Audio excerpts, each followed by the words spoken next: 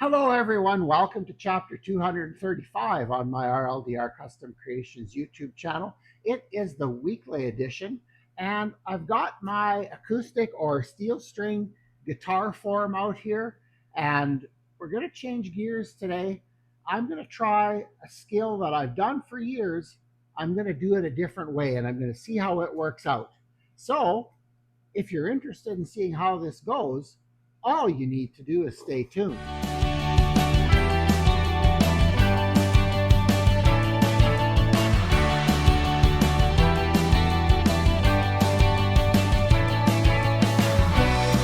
Yes, it is time to change gears a little bit. What I'm working on today, is, in my opinion, much more important right now than working on my cabinets or various turning projects that I want to eventually do, like tooling and my scroll saw.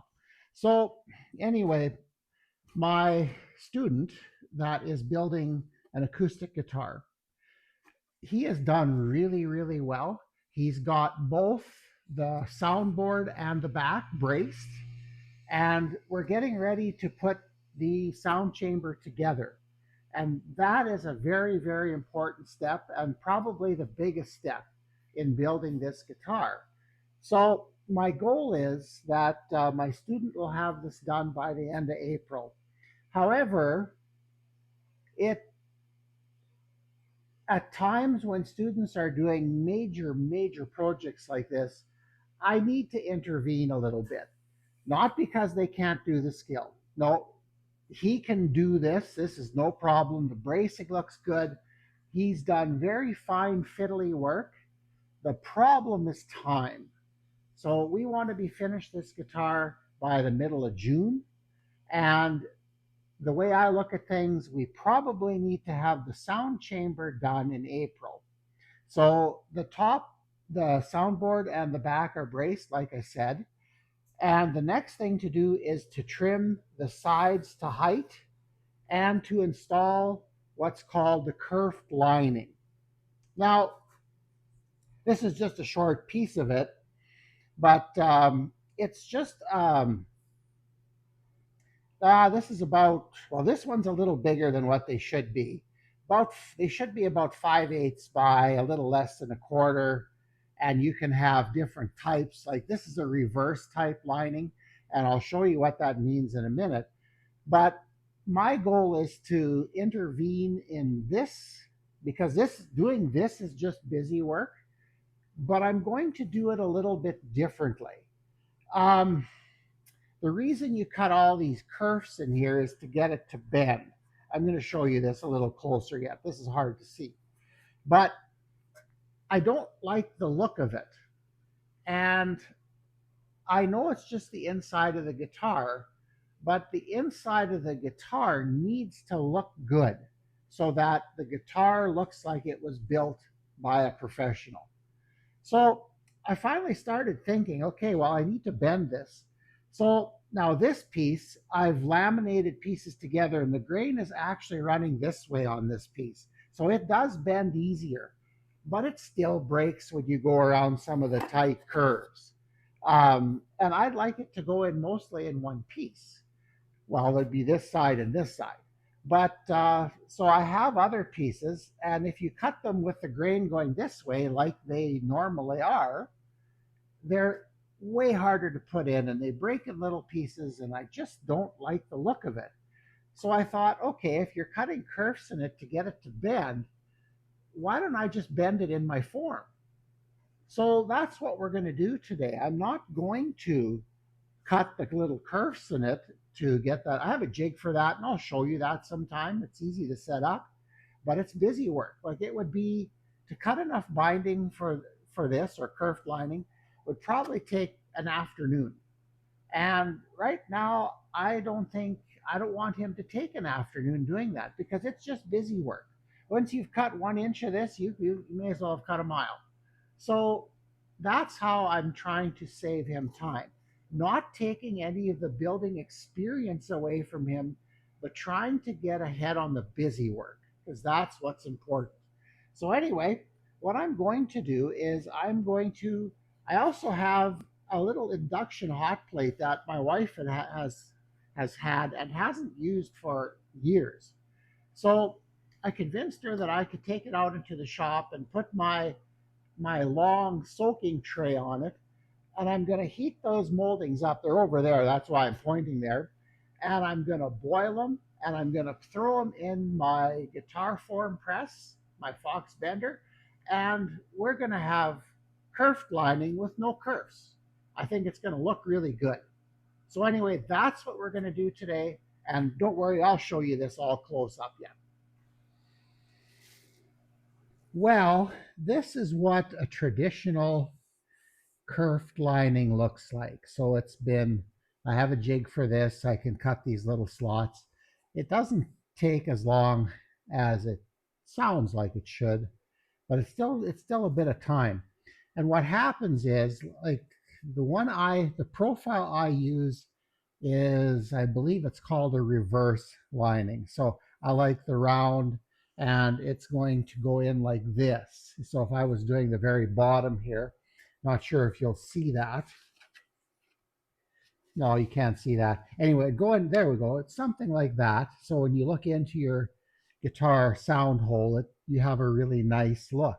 Now on the top, it'll go on like this. Now, this isn't cut to the right height yet. So I like to have students cut this on the bandsaw, and it's easier to cut from the inside. So I made myself a little tool that rides on the form, which is correct, and then it cuts about 1/8 of an inch taller. So you can see that it makes a nice mark all the way around, and we go to the bandsaw and we cut it. Uh, I always like to leave things bigger as long as I can, and it's a habit I learned when I worked with students in the high school system, because with if they make a mistake, if you have wood to work with, you can work with it. But if everything's too small, then you're done. You got to make things over again. So anyway, what'll happen is, what the kerfed lining actually does is it provides more of a gluing surface for, in this case, when we put the top on. So, and I have 3 20-liter pails of clamps like this, so I think I have enough. And anyway, it goes on like that, and you see it needs to bend. And when you cut them like this, with the grain running this way, they bend pretty good. But then you've got end grain all along here. And yeah, with this basswood, I could make it work. We've done it that way in the past. But I'm going to try heating them and then putting them in my side bender and seeing if that's going to work. So hopefully that's going to do it. And now we're not as pressed for time as we were in the school system. And I was always trying to work with other people at the same time. So, and by the way, these sides that are in the form now, these are test ones. These aren't my students' actual forms. His look better than this. Okay, so what I'm going to do is I'm just going to take some of the kerfed lining strips that I cut, and I'm going to throw them into the water. Yeah. Okay, I'll show you that next. Well, this is the new way I'm going to try today, the new way. I'm sure others have done it. I just never have. But so I've got a little induction cooktop here that my wife graciously let me use. We just never use it in the house, so I don't think I'm going to keep it in the shop, but I know where it is when I need it. The other thing that's ready to go here is my Fox Bender replica. Uh, that works really good.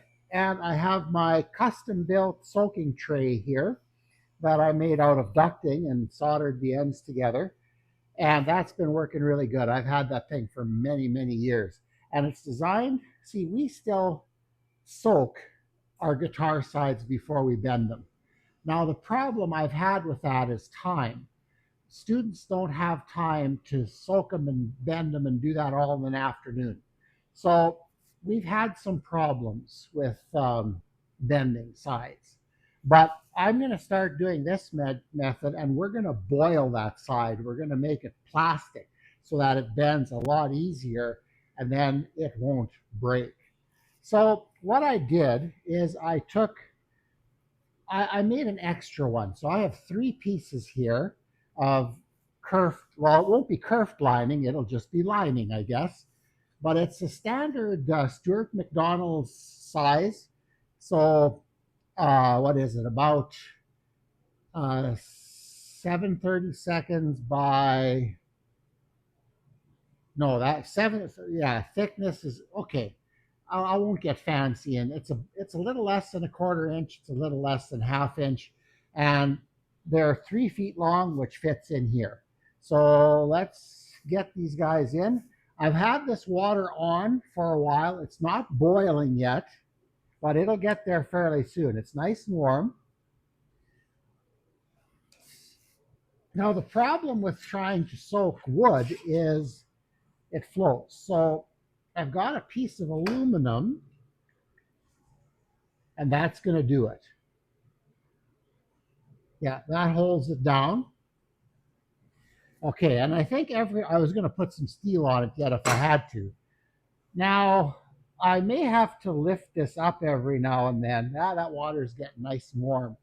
But I'm going to soak this. Uh, we're going to have a coffee break today on Monday. Today's Monday, by the way, because Saturday we had family out, so we just postponed it till today. So I'm going to soak this. I would say at least an hour. I'm going to boil this. It's okay. Oh, that's starting to boil. So I'm just going to watch the water level, make sure I've got enough in here, and the hot plate's on at 300 degrees, and we're just going to let this go for a while, and then we're going to throw it in there, and we're going to bend them. And tomorrow I'll show you what they look like. Well, I've had it on the hot plate here for a while. This thing works really slick. Um, I went in for supper and then I fired it up again.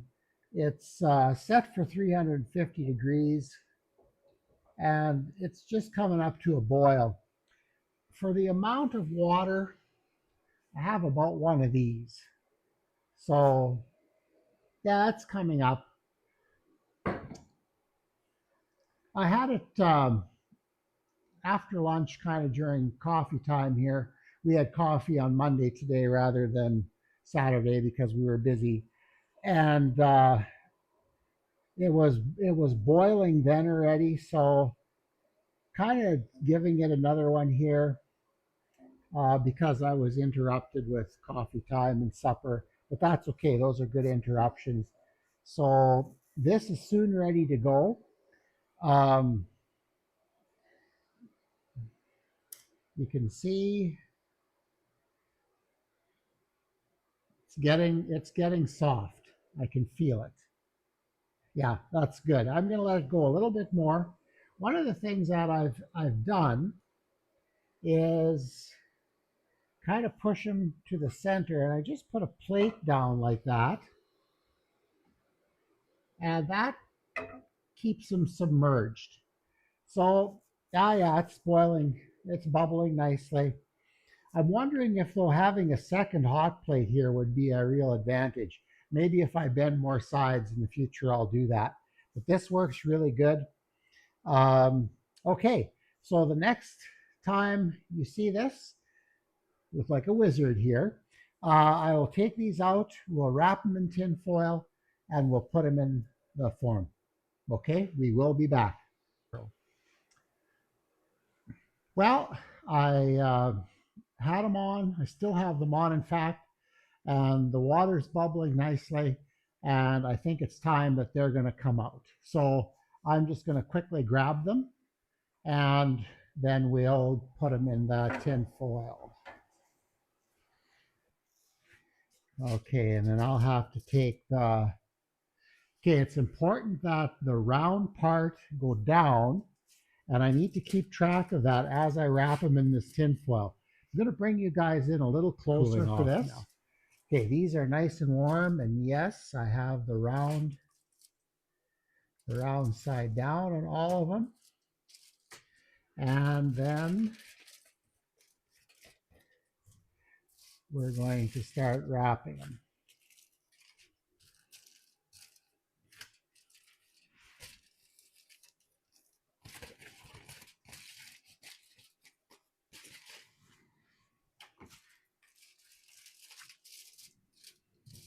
Okay, now I have to keep track. Okay, now they're upside down. Now they're the right way. Now they're upside down. And now they're the right way. Okay, so now they're wrapped. All right, the next step is we're over to the bender. Well, my bender is heating. It's been heated almost a full hour now, and it does get pretty warm. In fact, the sides of my bender are quite charred because it does get that hot. So I'm just going to take that out.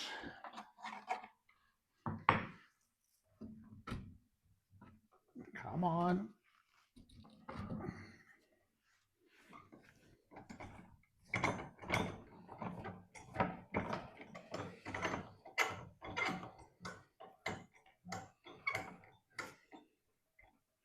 There we go.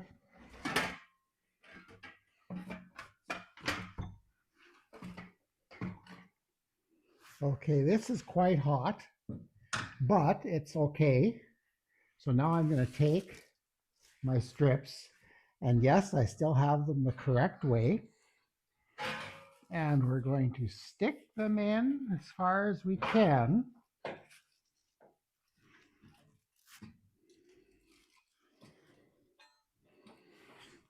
And then slowly put all this back into the heat.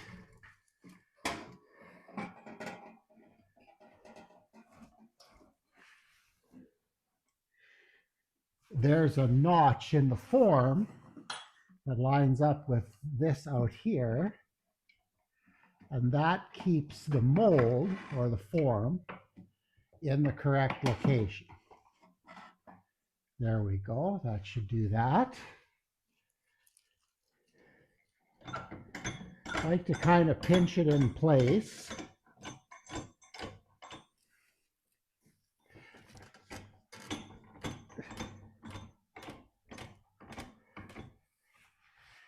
It's just a matter of getting everything in the right position. There we go.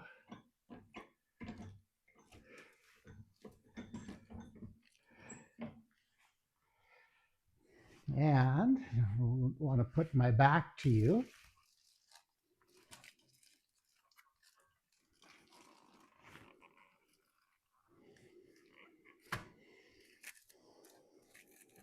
I have them a little long. I guess I could have shortened them a bit. Oh, that's nice and hot.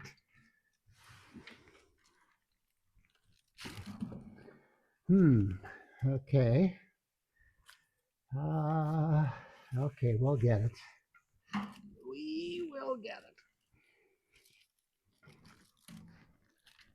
There we go.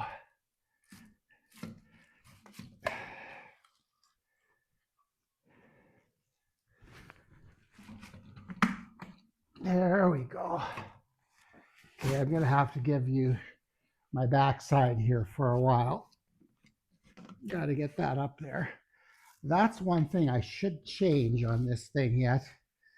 This bottom bout doesn't want to quite stay, or the back bout doesn't really want to stay in position.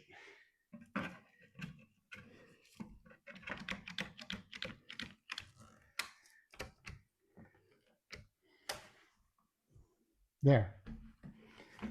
Tighten everything up. Pull these guys in place.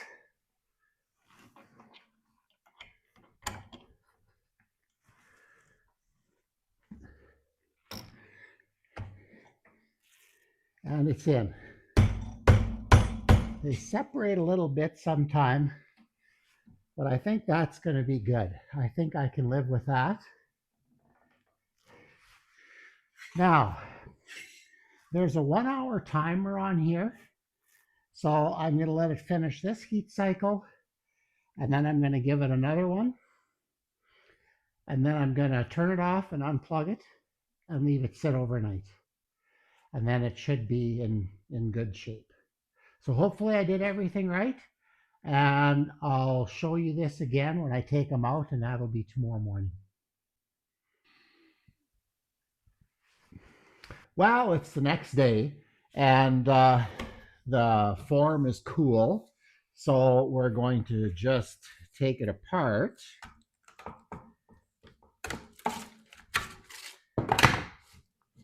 Ooh, should have made those a wee bit shorter, I guess, but it worked.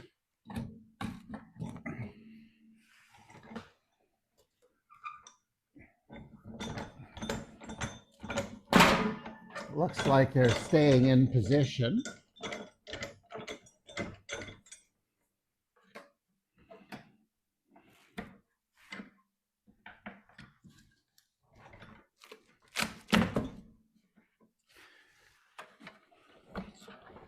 There we go. Pull that out. I might have to replace the sides on this form. It is amazing how much heat that those three 250-watt light bulbs generate. Okay, so let's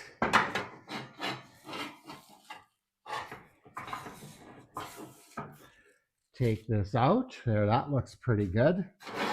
We'll just set this back in here for now.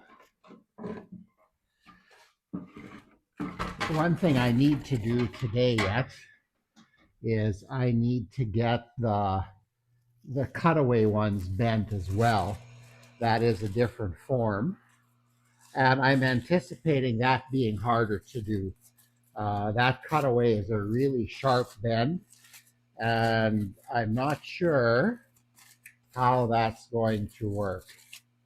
Just taking the tin foil off of it.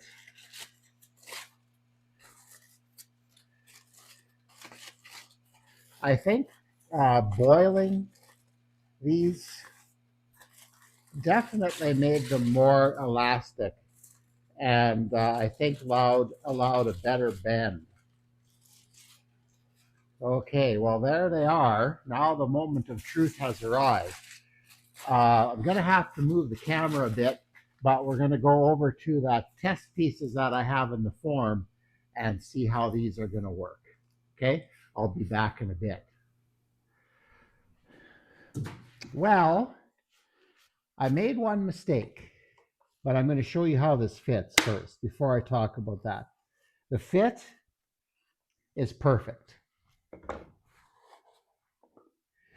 So this is definitely going to work.